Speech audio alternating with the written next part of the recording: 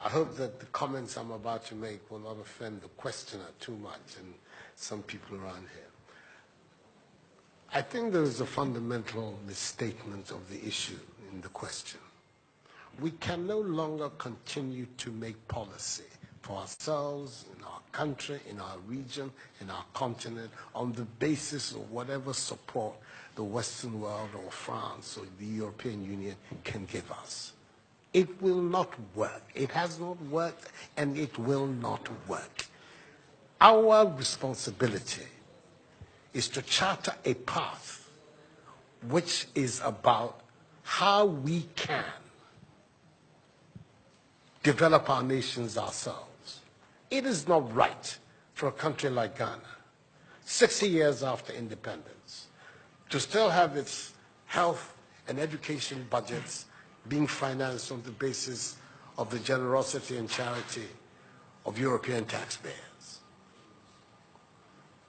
By now, we should be able to finance our basic needs ourselves. And if we are going to look at the next 60 years as a period of transition, a period whereby we can stand on our own feet, our perspective has not to be what the French taxpayer decides to do with whatever surpluses that they have in France. They're welcome. They're appreciated. Whatever interventions that the French taxpayer through their governments make to us are appreciated. We're not going to lick a gift horse in the mouth. But this continent, with all that has happened, is still today the repository of at least 30% of the most important minerals of the world. It's a continent of vast, arable, and fertile lands. It has the youngest population of any of the continents in the world. So it has the energy and the dynamism. We have seen it. These young men who are showing so much resilience and ingenuity in crossing the Sahara, finding ways to go across with rickety boats across the Mediterranean to really, those energies, we want to have those energies working inside our countries. And we're going to have those energies working in our countries if we begin to build systems that tell the young people of our country that their hopes, their opportunity are right here with us. Migration and the movement of people is being presented in a manner which suggests that somehow it's a new phenomenon. There's nothing new about it. It's as old as man, the movement of people. And it has always been linked to the same thing. The failure of where you are to provide you with an opportunity, so you move somewhere else. Those of you who are familiar with 19th century European history would know that the biggest wave of immigration in 19th century Europe, the latter part of it, came from Ireland and from Italy.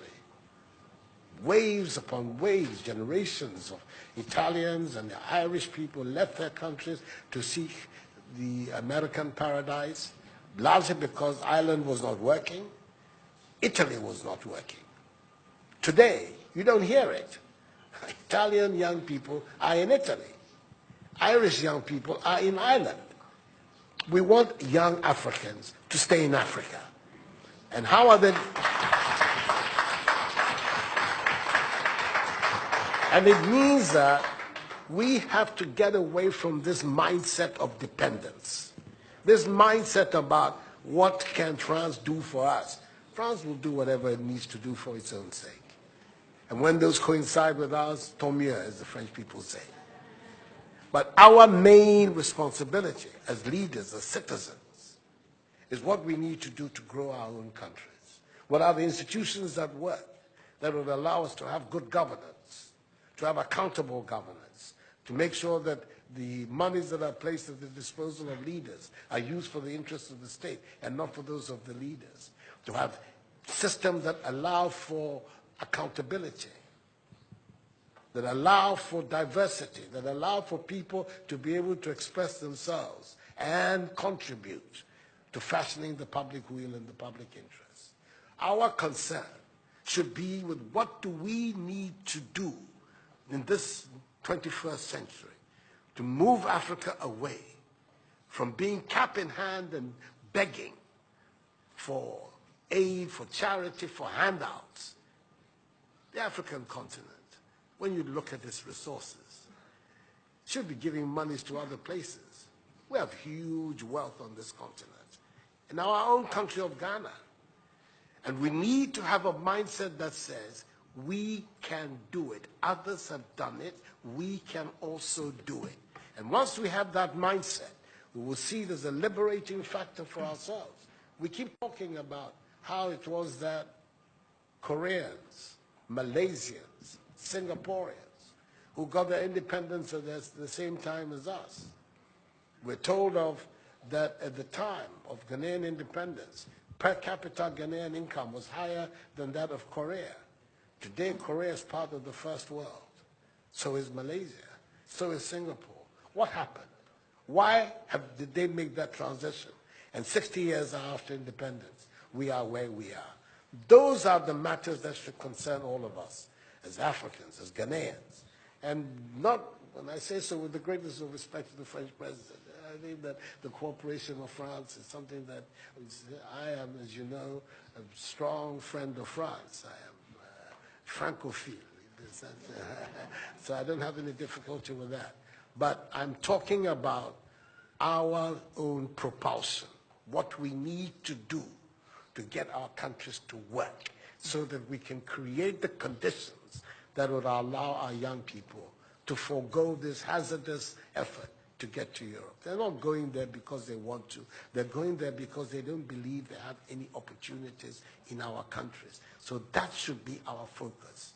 And I believe that with that if we change that mindset of dependence, that mindset which is contingent on aid and charity, we would see that in the decades ahead of us, the full flowering of the African peoples would take place. And that new African personality that was talked about at the time of our independence will become real and imminent in our time. That's what I'm saying. I hope that I'm not upsetting the questioner or even some of my friends who are here. But these are my strongly held beliefs. And that is the reason why I've adopted as the slogan of my presidency, of my period of the Supreme Office of Ghana, that we want to build a Ghana beyond aid, a Ghana which is independent, which is self-sufficient, that is capable of standing on its own feet and building its own life. We can do it if we have the correct mindset to do so. Mr. President, those are my contributions.